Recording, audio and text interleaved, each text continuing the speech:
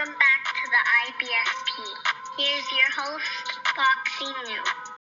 Jermell Charlo tells Terence Crawford to leave me alone. And look, let's break it down honestly and objectively as possible. And Jermell Charlo has said that he wants Terence Crawford versus Jaron Boots Ennis to happen. He states, and I quote, "I'm putting Boots in there with Crawford. I want to see Boots and Crawford go at it. That'd be nice. Leave us alone." Now, what Jermell Charlo meant was leave me alone. You can't speak for no other man. You can't put words in another man's mouth. So if you don't like being pressed by Terence Bud Crawford, you need to say, leave me alone. This is what he needs to say. He's all of a sudden a promoter when it comes to Terence Bud Crawford, which makes zero sense. You can call out Canelo. You can try to go up and wait for greatness, but Terence Crawford can't pursue you for greatness? Make that make sense. You got to keep the same energy.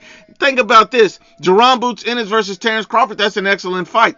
But unfortunately, Terence Crawford has already dismissed that fight. He stated, and I quote, "Me fighting Boots would be like, okay, well, you beat Boots. It's not a mega fight. I'm looking for big challenges, you know. I'm trying to go up and wait and fight Charlo because that's something that's history in the making. There's a lot at stake. There's nothing really at stake with fighting Boots. I'm at the tail end of my career. I'm trying to make things make sense." When you look at it, Jermell Charlo versus Terence Crawford, that's a massive payday. That's a history fight. That's a legacy fight. There's a lot more at stake. With Boots, that's literally just a fight with a guy who's not a champion, so there's no belts that can be made, and that's not a massive pay-per-view fight. So I don't have a problem with Boots or Charlo, but at the end of the day, we understand that Crawford versus Charlo is a much bigger fight.